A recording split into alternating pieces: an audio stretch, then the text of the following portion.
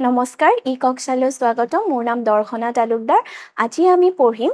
সপ্তম শ্ৰেণীৰ সমাজ বিজ্ঞানৰ পাঠ নম্বৰ 24 গণতন্ত্ৰ আৰু প্ৰচাৰ মাধ্যম এই পাঠটিৰ দুটা অংশ আমি ইতিমধ্যে আলোচনা কৰিছো আজি আমি এই পাঠটিৰ তৃতীয় অংশ আৰম্ভ কৰিম তৃতীয় অংশত এই পাঠটিৰ অনুশীলনীৰ প্ৰশ্ন উত্তৰবোৰ আমি আলোচনা কৰিম বলাচোন ছাত্ৰ ছাত্ৰীসকল পাঠটি আৰম্ভ কৰো প্ৰথম প্ৰশ্নটো হৈছে প্ৰচাৰ মানে কি প্ৰচাৰ বুলিলে যিকোনো খবৰ আদেশ অনুদেশ উপদেশ আদি এজনৰ পৰা আন এজনলৈ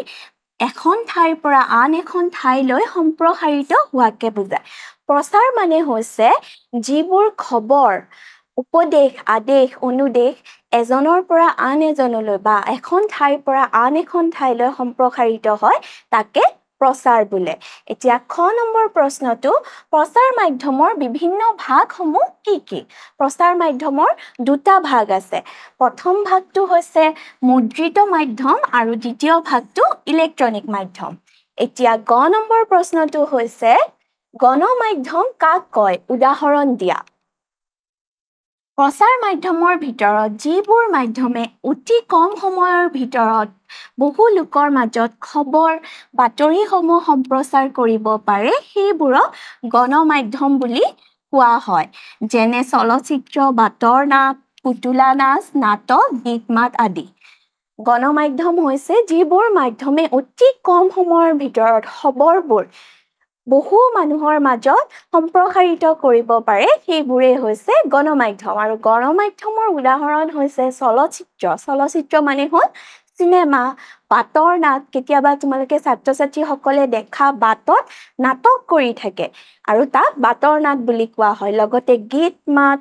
বা নাটক এইবোৰ হৈছে গণমাধ্যমৰ উদাহৰণ এতিয়া ঘ নম্বৰ প্ৰশ্নটোলৈ আহো প্ৰাচীন কালত ব্যৱহৃত দুই প্ৰকাৰৰ প্ৰচাৰ মাধ্যম কি প্ৰাচীন কালত মানে ৰজাৰ দিনত যেতিয়া ৰজাই শাসন কৰিছিল প্ৰাচীন কালত ঢোল পিটি কা ঘণ্টা বজাই প্ৰচাৰ কাৰ্য চলাইছিল ৰজাবোৰে ঢোল পিটিছিল কা ঘণ্টা বজাইছিল আৰু প্ৰজাৰ মাজত খবৰবোৰ বিয়পাই দিছিল বা সম্প্ৰসাৰিত কৰি দিছিল এতিয়া 9 নম্বৰ প্ৰশ্নটো ছপাশাল পোন প্ৰথমে কোনে আৰু কেতিয়া আৱিষ্কাৰ কৰিছিল ছপাশাল 16শ শতিকাৰ জাৰ্মানীৰ জোহান গুটেনবাৰ্গে আৱিষ্কাৰ কৰিছিল 16শ শতিকাত জাৰ্মানীৰ জোহান গুটেনবাৰ্গে ছপাশাল আৱিষ্কাৰ কৰিছিল এতিয়া 2 নম্বৰ প্ৰশ্নটোলৈ আহো 2 নম্বৰ ক প্ৰশ্নটো হৈছে প্ৰচাৰ মাধ্যমসমূহ কেই প্ৰকাৰৰ আৰু কি এই মাধ্যমসমূহে জনসাধাৰণক কেনেদৰে সহায় কৰে প্ৰচাৰ মাধ্যমসমূহ দুই প্ৰকাৰ মুদ্ৰিত আৰু ইলেক্ট্ৰনিক মাধ্যম মুদ্ৰিত মাধ্যম হ'ল বাতৰি কাকত আলোচনী আৰু কিতাপ প্ৰচাৰ মাধ্যম দুই প্ৰকাৰৰ মুদ্ৰিত মাধ্যম যিবোৰ লিখা হয় ছপা কৰা হয় আৰু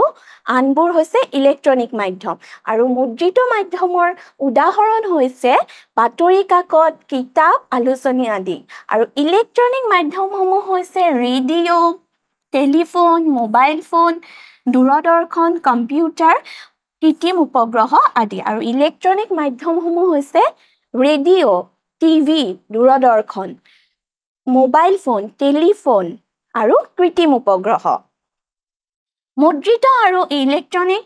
প্ৰচাৰ মাধ্যমসমূহৰ ফলত মানুহে ৰাজনৈতিক অৰ্থনৈতিক সামাজিক সাংস্কৃতিক আদি দিশত যথেষ্ট জ্ঞান অৰ্জন কৰিব পাৰে যিহেতু প্ৰচাৰ মাধ্যমৰ দ্বাৰা সকলো খবৰ ৰাইজে লাভ কৰে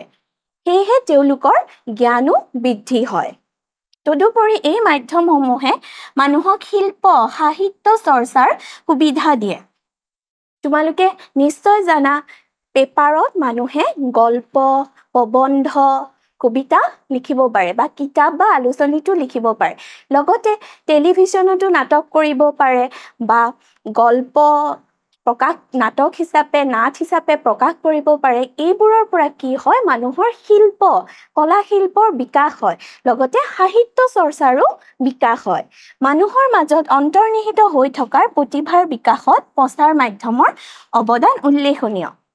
যেতিয়া মানুহে মুদ্ৰিত মাধ্যম বা ইলেক্ট্ৰনিক মাধ্যমৰ জৰিয়তে তেওঁলোকৰ প্ৰতিভাসমূহ বিকাশ কৰে তেতিয়া মানুহে নিজৰ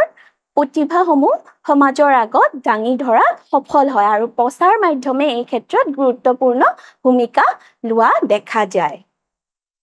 প্ৰচাৰ মাধ্যমৰ ভিতৰত কিছুমান মাধ্যমৰ পৰিসৰ ব্যাপক যিবোৰে অতি কম সময়ৰ ভিতৰতে বহু লোকৰ মাজত খবৰ বাতৰিসমূহ সম্প্ৰচাৰ কৰিব পাৰে সেইবোৰক গণমাধ্যম বুলি কোৱা হয় আমি ইতিমধ্যে পঢ়িলো প্ৰচাৰ মাধ্যমৰ ভিতৰত কিছুমান মাধ্যমৰ পৰিসৰ অতি ব্যাপক হয় আৰু কম সময়তে তেওঁলোকে বহু মানুহৰ মাজত খবৰ উপদেশ আদেশসমূহ বিয়পাব পাৰে আৰু সেইবোৰক কি বুলি কোৱা হয় গণমাধ্যম বুলি কোৱা হয় এই মাধ্যমসমূহে মানুহৰ মাজত সচেতনতা জাগৰণ কৌতুহল উদ্বিগ্নতা সৃষ্টি কৰে আৰু গণমাধ্যমসমূহে মানুহৰ মাজত সচেতনতা কৌতুহল জাগৰণ আদি সৃষ্টি কৰিব পাৰে মুদ্ৰিত আৰু ইলেক্ট্ৰনিক মাধ্যমসমূহৰ বাহিৰেও চলচ্চিত্ৰ নাটক বাতৰ নাট পুতলা নাচ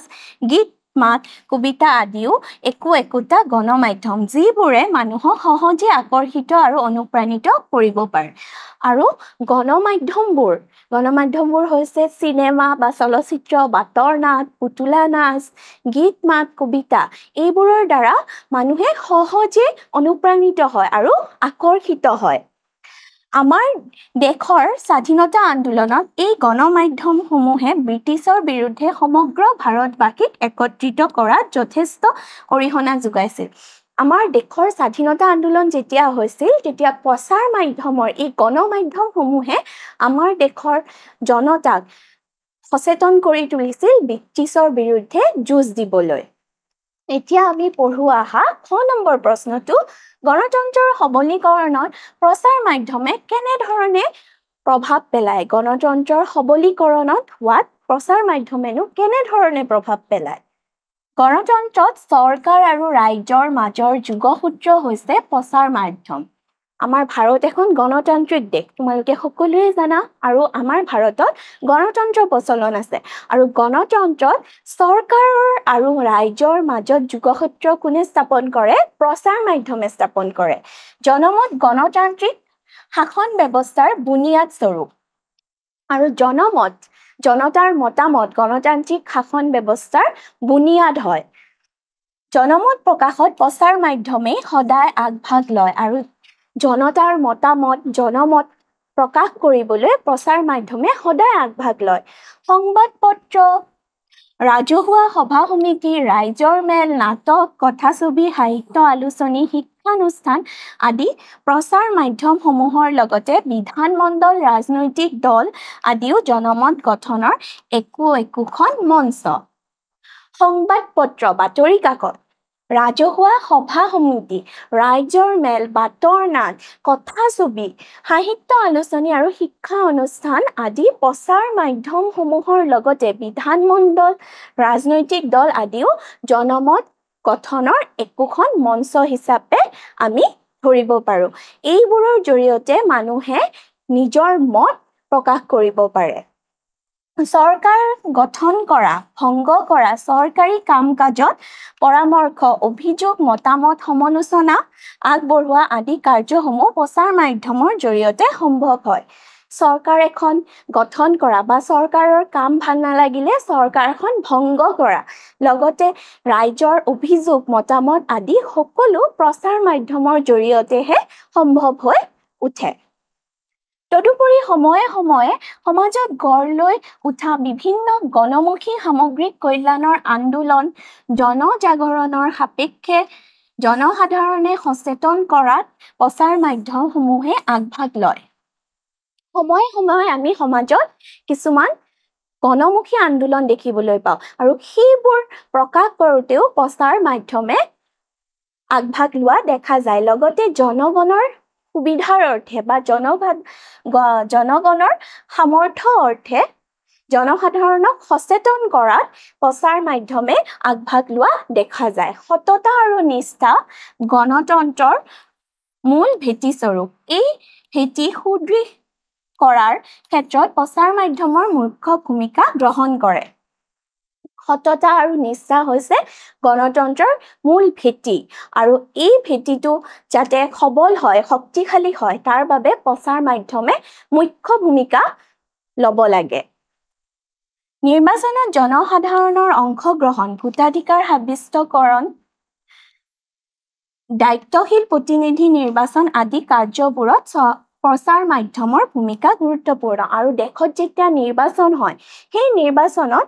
জনসাধাৰণৰ অংশগ্ৰহণ ভোটাধিকাৰ সাব্যস্তকৰণ বা দায়িত্বশীল এজন প্ৰতিনিধি নিৰ্বাচন কৰোঁতে প্ৰচাৰ মাধ্যমে জনসাধাৰণক বহু ধৰণে সহায় কৰা দেখিবলৈ পোৱা যায় ছাত্ৰ-ছাত্ৰীসকল এই খ নম্বৰ প্ৰশ্নটো তোমালোকে বুজি পালা এতিয়া আমি 3 নম্বৰ প্ৰশ্নলৈ আহো 3 নম্বৰ প্ৰশ্ন হৈছে খালি ঠাই পূৰণ কৰা দেশ ব্যৱস্থাৰ লগত জড়িত সকলো উপাদানে প্ৰচাৰৰ একোটা মাধ্যম ইয়াতে হ'ব যোগাযোগ ব্যৱস্থাৰ লগত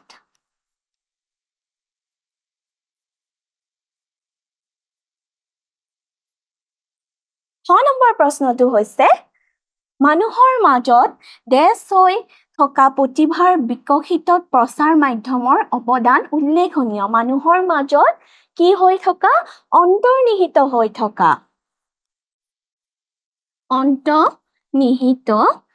থকা প্ৰতিভাৰ বিকাশত প্ৰচাৰ মাধ্যমৰ অৱদান উল্লেখযোগ্য দেশ ছপাশাল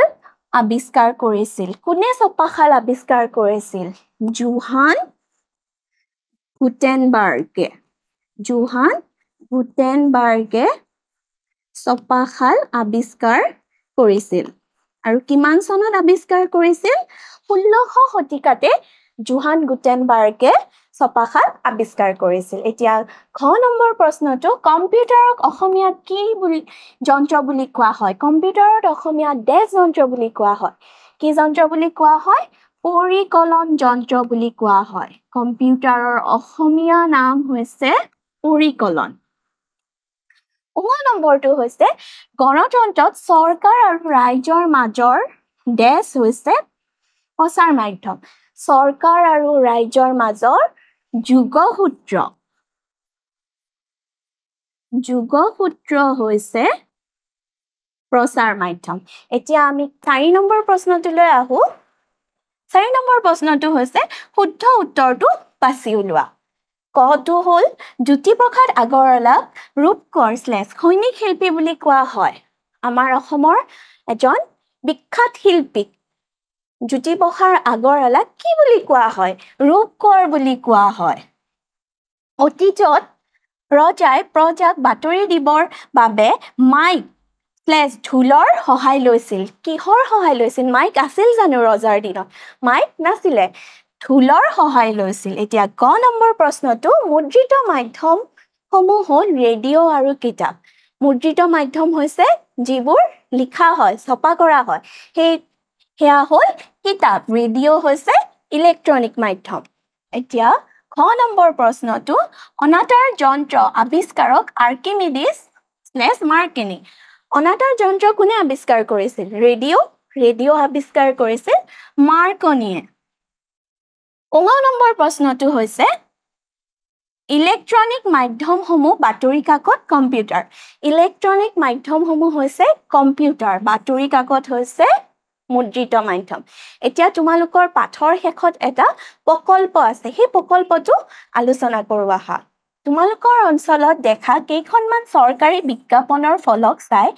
আঁচনি কেইখনৰ নাম তালিকাভুক্ত কৰা আৰু আঁচনিবোৰৰ অধীনত চৰকাৰে কি পদক্ষেপ গ্ৰহণ কৰিছে শিক্ষক আৰু অভিভাৱকৰ লগত আলোচনা কৰি একোটা টুকা লিখা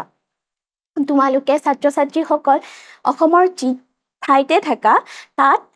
তোমালোকে দেখা যে কিছুমান চৰকাৰী আঁচনিৰ ফলক বা হোল্ডিং ৰাস্তাত লগোৱা হয় সেই আঁচনিসমূহ তোমালোকে অন্তৰ্ভুক্ত কৰিবা তাৰ পিছত সেই আঁচনিৰ অন্তৰ্ভুক্ত